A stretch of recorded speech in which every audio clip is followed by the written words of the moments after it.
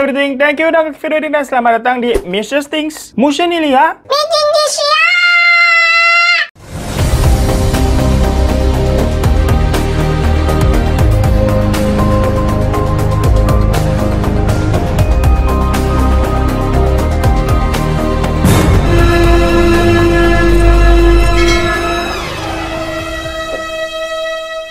Hai gengs, gimana pemilu kemarin nih? Sesuai nggak sama hasil dari pilihan kalian? Sesuai nggak sesuai, tapi kita tetap harus cinta keributan ya. Nggak maksudnya cinta kedamaian.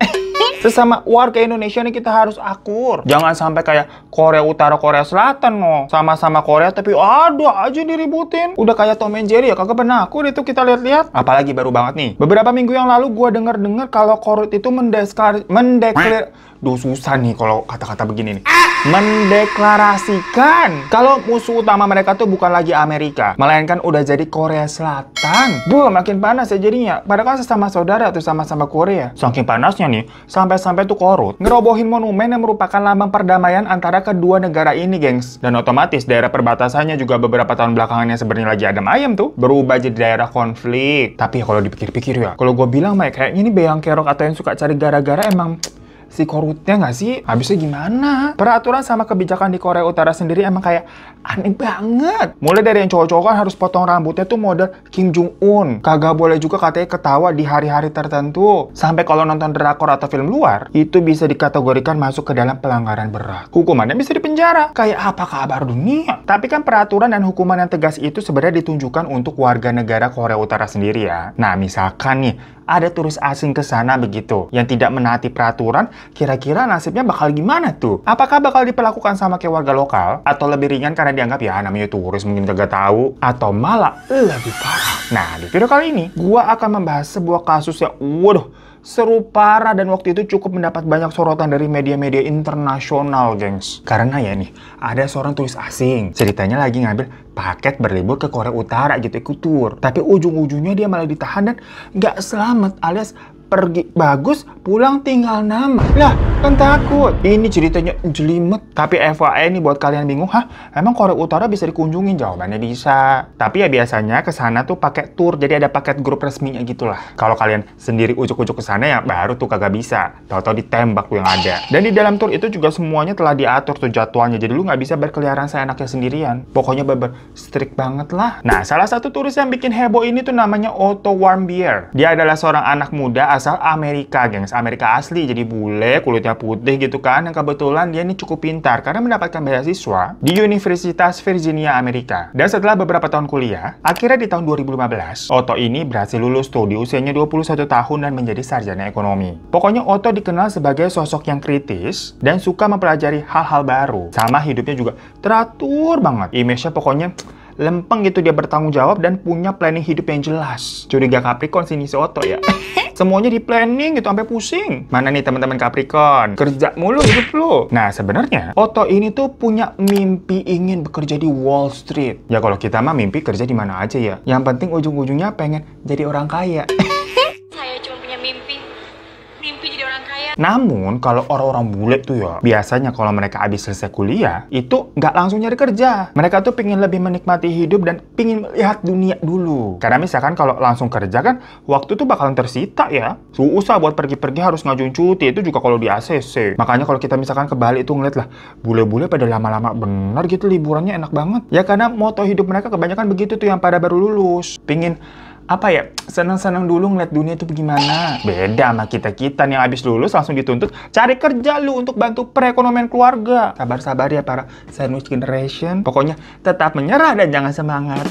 Nah, cuma yang agak lain nih dari si Otto nih, pilihan destinasi dia buat melihat dunia baru itu bukan negara-negara mainstream. Macam biasanya kan kita ke Jepang gitu kan ya, atau ya China, atau Eropa, atau Bali gitu mungkin. Enggak, gengs, dia pengennya tuh ke Korea Utara. Kalau ke Korea Selatan masih kita paham, ini ke Korea Utara. Orang emang kadang suka aneh-aneh gitu ya. Yang pas dia minta izin ke orang tuanya, ya ditentang lah. Secara kan Ya udah rahasia umum lah Korea Utara itu bagaimana. Itu negara kan sampai-sampai disebut sebagai negara nomor 1 yang paling tertutup atau terisolasi dari dunia luar. Ditambah kisah sejarah dari Korea Utara sendiri tuh yang emang sentimen banget sama yang namanya orang-orang Amerika. Wah, benci banget ya. Tadi kan kita udah bilang di awal, kalau musuh utama dari Korea Utara sendiri sebenarnya tuh Amerika, tapi baru-baru ini berubah jadi Korea Selatan. Jadi Amerikanya nomor 2 tuh. Tapi tetap aja musuh. Ya maksudnya nih, takutnya di sini si Otto ini kan orang Amerika. Takutnya dia bisa masuk, nggak bisa keluar. Kenapa begini tangannya nggak begitu ya?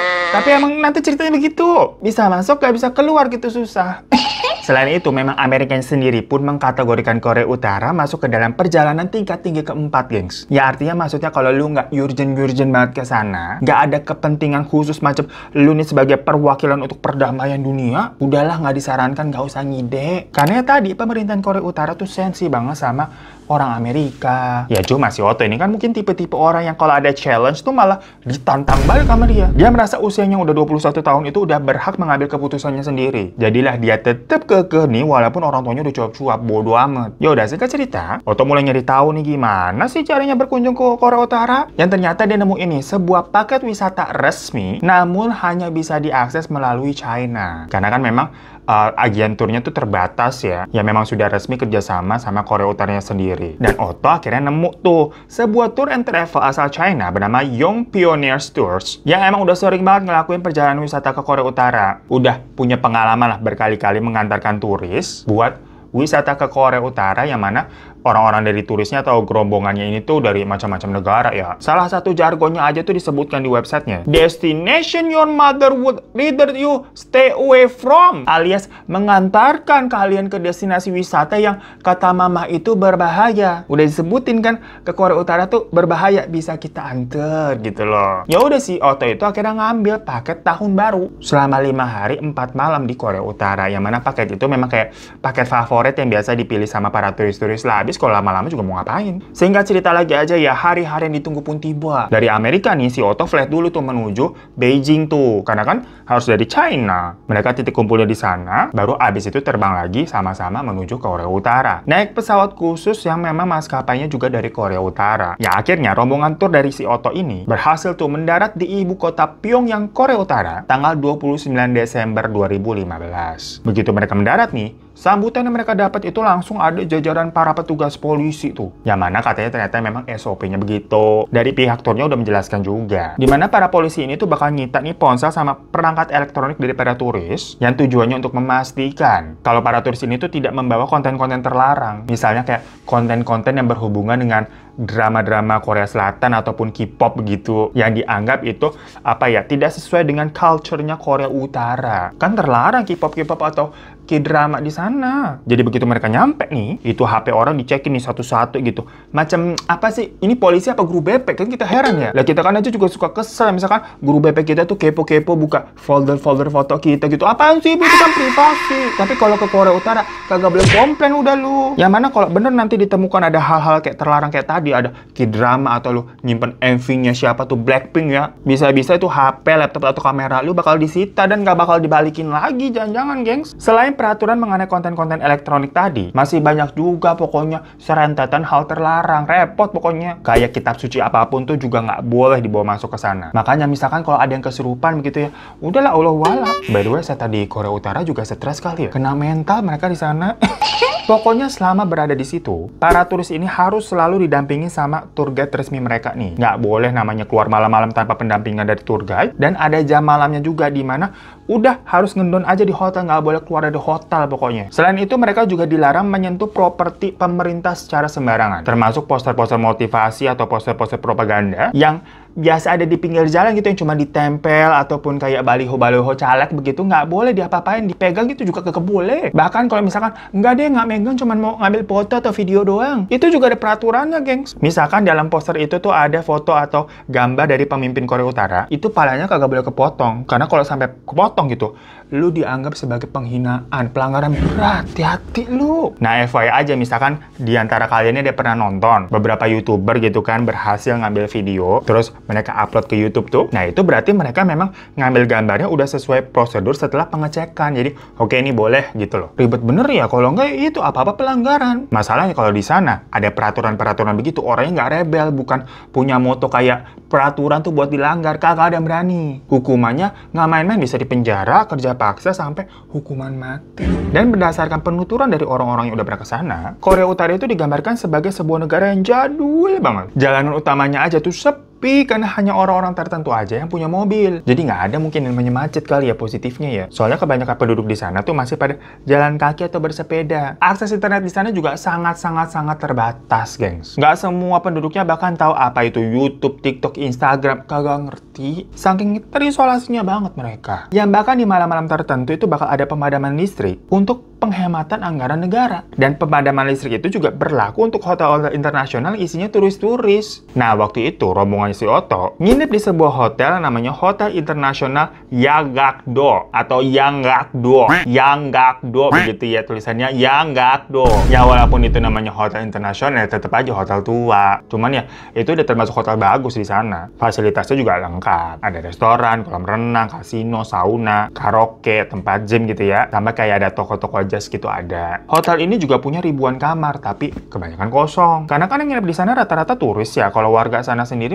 jarang. Nah, sebanyak-banyaknya rombongan turis tuh berapa sih nggak menuhin satu hotel kan? Apalagi tiap orang dalam satu rombongan ini diharuskan nginepnya sharing gitu. Jadi satu kamar berdua, bukan yang satu kamar sendiri-sendiri. Nah, Otto di sana sekamar sama turis lain yang bernama Danny Greta. Di mana Danny ini tuh seorang pria berusia 40 tahun, berkebangsaan Inggris. Karena kan isi rombongannya tuh campuran ya dari orang negara-negara mana tadi ngumpul di China terus sama-sama ke Korea Utara. Walaupun umur mereka berdua ini terpaut jauh ya antara Otto sama Danny, tapi ya mereka sefrekuensi dan nyambung-nyambung aja. Nah, setelah check-in segala macam nih, rombongan itu akhirnya diajak untuk menuju ke wisata pertama, yaitu wisata patung perunggu besar Kim Jong Il dan Kim Jong Un, di mana di sekitarnya terdapat taman bunga yang cantik. Tapi ada cerita yang bukan lucu tapi ngenes juga nih mengenai si taman bunga itu, gengs. Di situ tuh ada bunga yang diberi nama bunga Kim Il Sungya atau Kim Il Jong Ilia. Nah, tukang kebun di situ sempat ada yang dimasukin penjara dan dihukum selama 6 bulan karena sewaktu hari peringatan dari kematian Kim Jong Il, bunga Kim Jong Ilia ini gagal mekar. Ya Allah, kebayang nggak sih lo jadi tukang bunga di situ, pressure-nya seberat itu. Bunga gagal mekar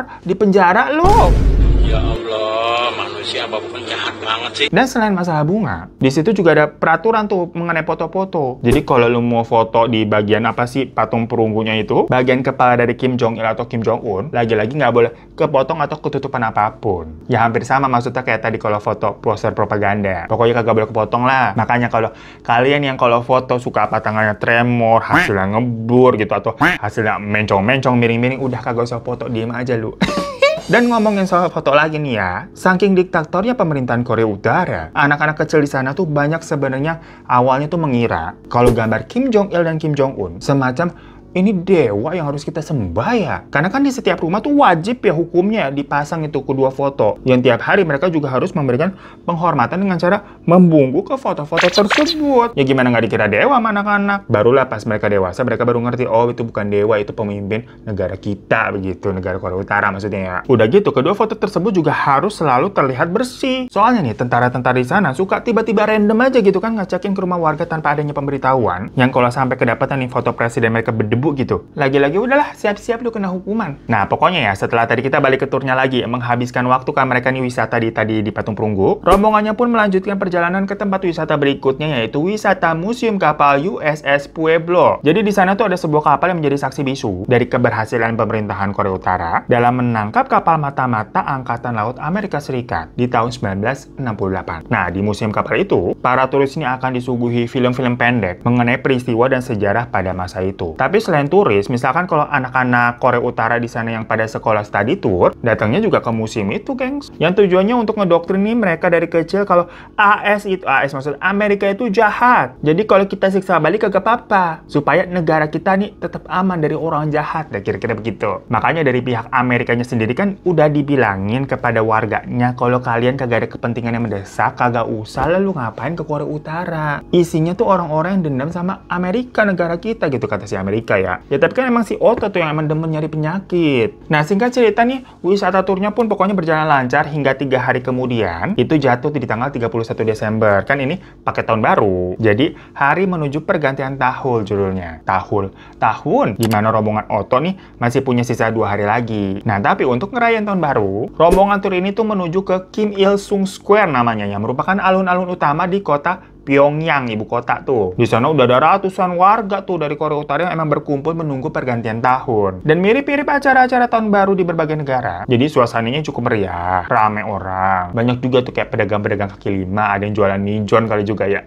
Dan semua orang ya terlihatnya happy. Setelah perhitungan bersama-sama kayak 5, 4, 3, 2, 1, jedar gitu kan kembang api. Satu persatu warga ya akhirnya meninggalkan alun-alun dan kembali ke tempat masing-masing. Termasuk para rombongan turis ini. Mereka kan juga berarti harus pulang ke hotel kan. Tapi pas di perjalanan pulang, rombongan ini kayak punya rencana. Maksudnya, ntar kita sampai hotel jangan langsung pada tidur kali ya. Kita main-main dulu lah di sekitaran hotel nih. Mumpul lagi tahun baru kan, suasananya, euforianya gitu. Dan di Korea Utara jarang-jarang gitu unik. Yang semua orang pun pada setuju. Tapi ternyata setelah mereka sampai ke hotel, mereka ini terpecah-pecah jadi beberapa grup. Jadi nggak ngumpul semua. Maksudnya ada yang main bowling lah, ada yang ke bar buat minum-minum lah. Tapi semua ini masih di dalam hotel ya kan, karena tadi fasilitasnya lumayan banyak juga. Tapi ya ada milih yang stay lah, udah jompo, udah capek, udah mau tidur. Termasuk si Otto, dia rasanya katanya udah capek. Nah cuman teman sekamarnya tuh tadi Pak Dani Indonesia banget, Pak Dani itu lanjut dia nggak tahu kemana tapi ikut yang grup mana. Sampai sekitar jam 2 dini hari, Pak Dani tuh balik tuh udah melihat si Otto ya posisinya udah tidur karena kan dari awal bilangnya nggak mau ikut. Ya udah nih, 2 hari kemudian, hari terakhir mereka di Korea Utara dong. Dari kemarin mah semuanya aman, terkendali, cakep. Siap-siap mereka packing, OTW ke bandara. Sampai bandara mereka mendapatkan perlakuan yang sama lagi kayak waktu mereka nih tiba di Korea Utara. Maksudnya barang-barang elektronik mereka sama paspor kan di-check-in tuh satu-satu. Semua orang pada lolos dan dipersilakan untuk nunggu di boarding room. Kecuali satu orang,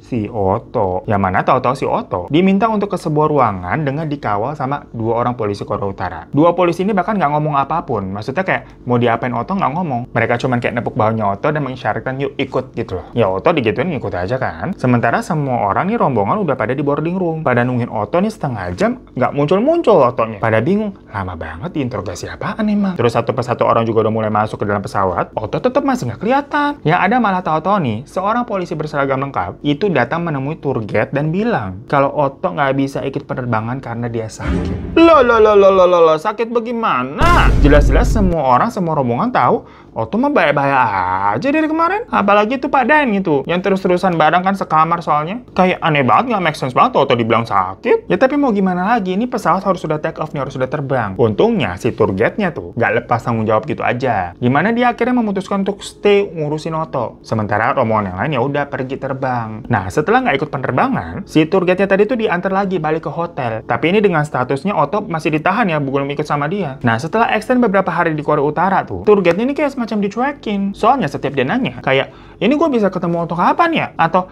ini Otto di mana sih sebenarnya keadaannya, saya mau lihat gitu loh. Tapi pihak Korea Utara tuh nggak pernah ngasih jawaban yang jelas. Dibilangnya, iya nanti kami tanyakan dulu ya. Atau, nanti sabar kita hubungi kamu lagi. Yang ujung-ujungnya, waktu extend dari si tour guide-nya ini kan habis ya, karena namanya visa atau izin kunjungan itu kan ada limit harinya. Ya mau nggak mau dia harus pulang ke Beijing, ke Cina. Pokoknya harus pergi dari Korea Utara karena tadi permit kedatangannya izinnya udah habis. Dan karena kabar dari Otto ini juga belum jelas, pihak dari Tour Young Pioneers ini menghubungi orang tuanya si Otto di Amerika dengan bilang kalau Otto masih berada di Korea Utara, nggak bisa ikut balik. Mereka ceritain tuh gimana kronologi Otto masih di sana dan langkah-langkah aja yang mereka udah ambil untuk bisa ketemu atau memulangkan Otto lagi, tapi kan nihil. Ya namanya anak hilang, apalagi nyangkutnya di Korea Utara, siapa sih orang tua yang kagak khawatir ya? Akhirnya orang tuanya Otto pun mencari cara nih supaya anaknya bisa balik lah ke Amerika. Sampai akhirnya mereka ketemu nih sama pria bernama Robert King yang merupakan seorang aktivis kemanusiaan. Dimana Robert King ini tuh emang biasa menangani kasus-kasus kemanusiaan yang berhubungan sama Korea Utara. Tapi FYI aja,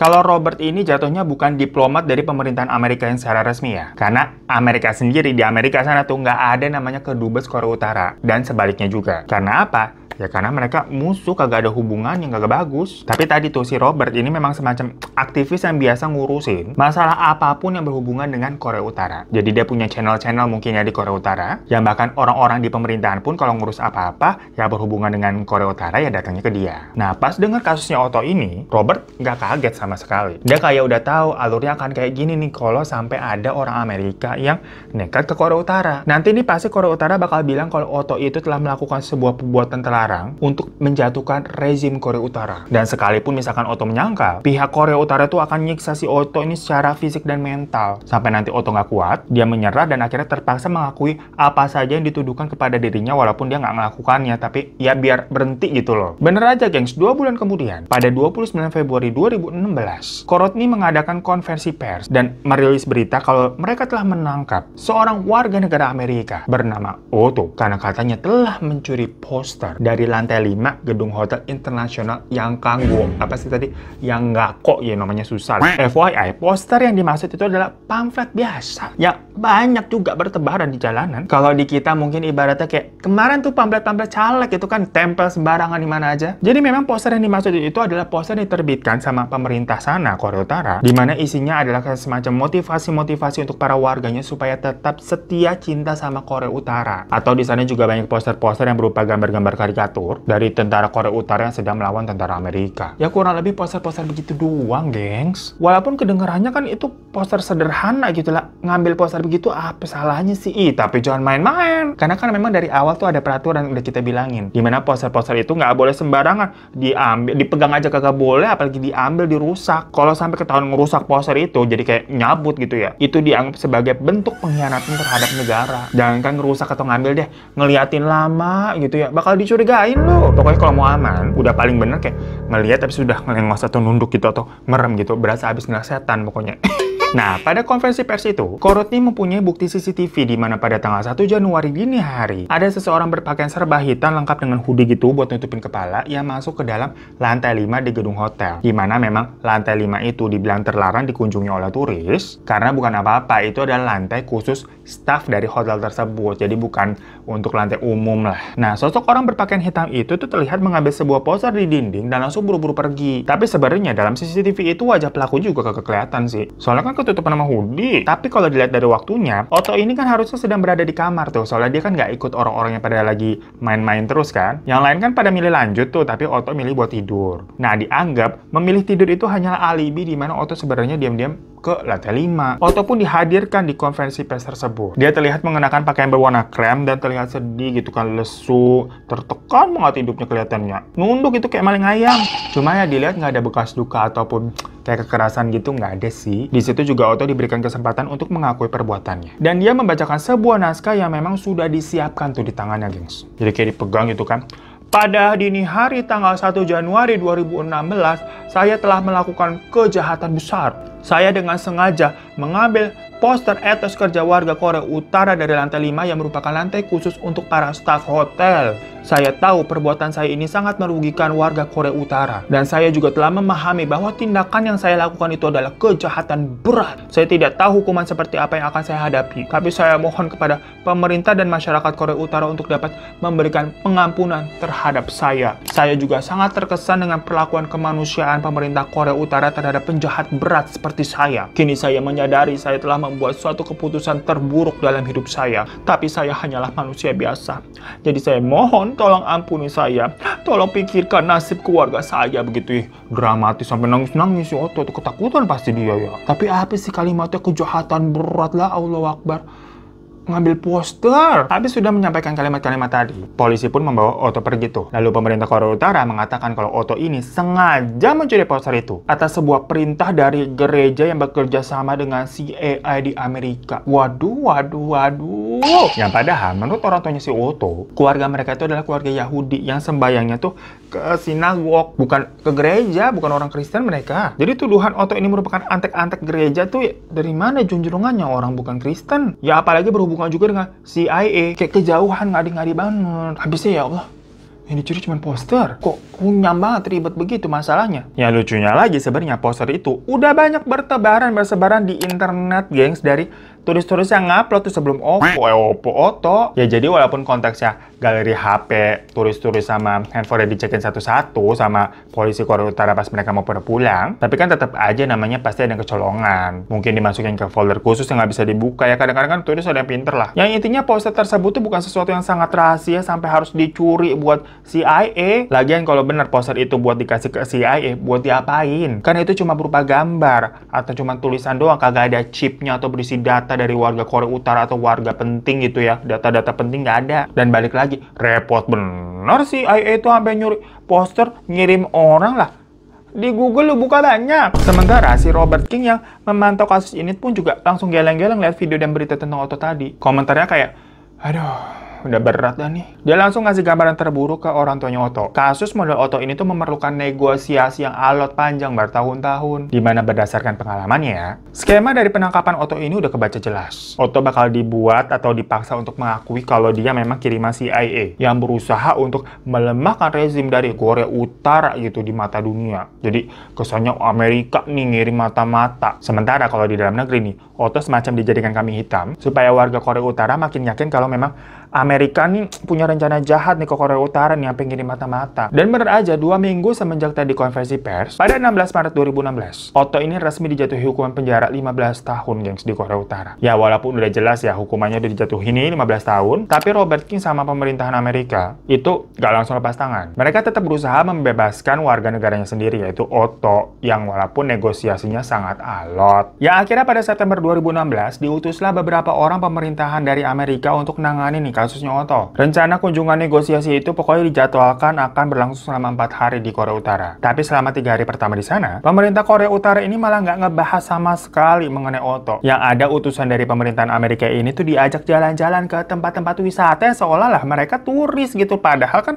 mereka mau ngomongin masalah politik. Yang sampai hari terakhir pun mereka tetap nggak berhasil negosiasi sama pihak Korea Utara mengenai Otto ini. Emang agak lain yang ngadepin Korea Utara ya. Orang tuanya Otto sendiri gregetan lah. Mereka menilai kalau Robert King sama waktu itu presiden yang masih menjabat adalah Barack Obama telah gagal melindungi warganya sendiri, nggak bisa bawa balik tuh. Sampai akhirnya pergantian presiden dari Barack Obama ke Donald Trump, kasus ini tuh belum selesai. Yang mana akhirnya Donald Trump ngutus orang baru bernama Joseph Yu Swang-yun untuk melanjutin nanganin kasusnya Otto. Jadi semenjak kepemimpinannya Donald Trump, Robert King itu udah nggak dipakai lagi. Karena ya dianggap gak berhasil nyelesain. Pemerintah Amerika pun berencana nih ngundang beberapa pejabat dari Korea Utara untuk duduk bareng bulan Februari 2017. Ngebahas nih hubungan diplomatik yang mungkin terjadi antara dua negara ini. Termasuk mencari penyelesaian dalam masalah Otto. Alahnya, Korut dapat kabar kalau kakak tiri dari Kim Jong-un itu meninggal. Perkara diracun di bandara Malaysia. Nah, kalian yang pernah nonton video ini nih, pasti tahu tuh gimana hebohnya karena melibatkan orang Indonesia yang dituduh sebagai pelakunya itu, gengs. Buat yang pada belum nonton ya, seru. Nah, hubungan dengan kejadian tersebut, jadinya usaha pendekatan dari pertemuan yang tadi mau dilakukan di bulan Februari ya gagal. Karena Korea Utara sendiri lagi riuh sama kasus tadi. Beberapa bulan kemudian, di pertengahan tahun 2017, pihak Korea Utara sendiri tahu-tahu nih menghubungi si Joseph.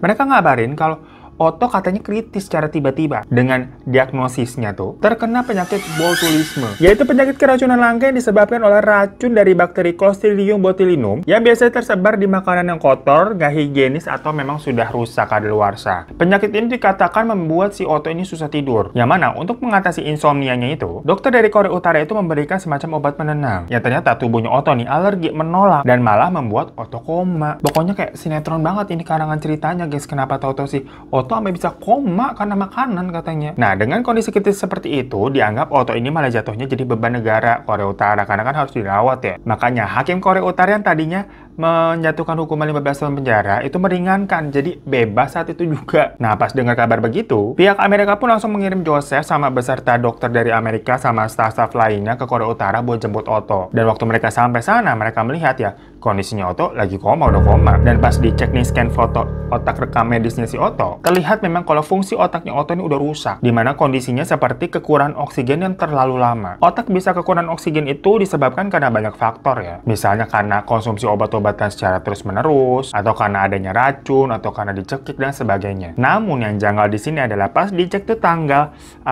rekam jejak tadi otaknya sama dokter Amerika yang datang ke sana. Ternyata scan itu tuh udah dilakukan di bulan Maret 2016. Yang padahal waktu itu mereka kan datangnya sekitar bulan Juni 2017. Lah berarti ini hasil scan otak Otto yang udah rusak begini udah setahun dong. Dan berarti si Otto udah koma udah lebih dari setahun yang kemarin, tapi baru dikabarin di Juni itu. Ya cuma daripada ribet gitu kan mempermasalahkan nanti berlarut-larut nih, mumpung boleh dibawa nih pokoknya. Akhirnya udah dibawa Otto ke Amerika pulang. Dengan kondisi yang masih seperti itu di tanggal 13 Juni 2017. Sesampainya di Amerika, Otto langsung dilarikan ke rumah sakit di sana. Beberapa hari ini langsung mendapatkan perawatan ya. Tapi tetap aja Otto ini tidak menunjukkan adanya perubahan. Dokter juga akhirnya menginfokan ke keluarga kalau otaknya Otto ini udah rusak permanen. Dan sepertinya ini mungkin akan selamanya harus memakai alat bantu untuk membuat Otto ini tetap bernafas dan tetap hidup. Setelah mendengar penjelasan dokter seperti itu, pihak keluarga pun memutuskan untuk melepas seluruh alat bantu yang terpasang di tubuhnya Otto. Dan gak lama setelah itu ya, Otto dinyatakan telah tiada di tanggal 19 Juninya pada usia 22 tahun. Karena ya dianggapnya hidup seperti itu juga percuma ya, malah jadinya tersiksa, udah nggak bisa bangun, otaknya udah rusak. Ya udah, setelah meninggal, dilakukanlah otopsi untuk mencari tahu penyebab pastinya itu apa. Dan dari hasil otopsi sih dikatakan sama sekali tidak ditemukan adanya tanda-tanda kekerasan fisik, nggak ada juga maksudnya kayak ada patah tulang gitu-gitu, nggak ada. Tapi ya para ahli di sana sepakat kalau penyebabnya bukan karena keracunan makanan seperti apa yang disampaikan oleh pihak Korea Utara. Karena menurut para ahli, penyakit dari makanan itu nggak bakal sampai menimbulkan kerusakan otak yang separah itu sampai bisa koma kayak yang dialami sama Otto. Jadi intinya nggak ditemukan juga sebenarnya gengs penyebab pastinya itu apa. Makanya dari sinilah timbullah konspirasi-konspirasi yang bermunculan. Ada yang meyakini kalau Otto ini tuh memang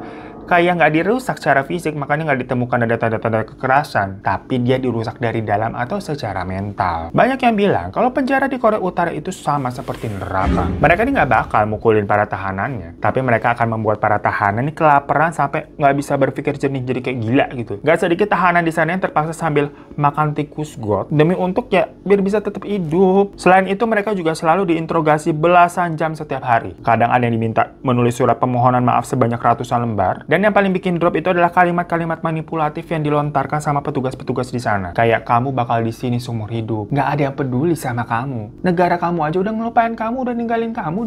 Nah, hal-hal itu membuat para tahanan ini ya depresi. Ya bahkan orang-orang asing yang sempat ditahan tuh di Korea Utara karena beberapa kasus habis itu bisa dipulangin kembali ke negaranya lagi. Itu kebanyakan dari mereka akhirnya melakukan bunuh diri. Karena dari mereka banyak yang menderita PTSD, yaitu gangguan mental yang diakibatkan trauma karena melihat atau mengalami sesuatu yang mengerikan sewaktu mereka lagi di dalam penjara. Makanya walaupun mereka terlihat tidak pernah disakiti secara fisik, tapi dengan proses-proses tadi tuh, diinterogasi tanpa henti, dicuci otak, propaganda, semuanya membuat mereka ini semacam putus asa dan memilih untuk mengakhiri hidup aja. Dan konspirasi apakah benar Otto yang mencuri poster di lantai 5 hotel itu juga nggak pernah terjawab, gengs. Dan jika benar ya tujuannya apa? Apa iya benar dia antek-anteknya CIA? Karena banyak dari media Amerika juga yang secara gamblang menyalahkan Otto sendiri yang nekat ke Korea Utara, di mana jelas-jelas merupakan daerah terlarang bagi warga Amerika sendiri. Dan hal itu kayak udah diketahui ya sama orang-orang sana ya, sama orang-orang Amerikanya, tapi kok malah tetap nekat gitu, kayak ngapain? Ya jadi itu guys, cerita sebuah perjalanan wisata yang berakhir tinggal nama karena nekat ke Korea Utara yang udah tahu padahal terlarang, banyak cerita-cerita menyeramkan, tapi tetap diterjang. Apalagi ini tuh kasusnya hanya karena sebuah poster aja. Apa kabar dunia? Ya terima kasih para majikan udah pernah nonton. Jangan lupa untuk klik subscribe-nya di bawah buat yang belum. Kalau udah terima kasih banyak. Tenang aja, klik subscribe itu masih gratis, gengs. Jadi langsung buruan klik dan klik tombol like-nya juga. Maaf kalau udah salah-salah kata, dan sampai jumpa lagi di kasus-kasus Mr. Sting selanjutnya. Assalamualaikum.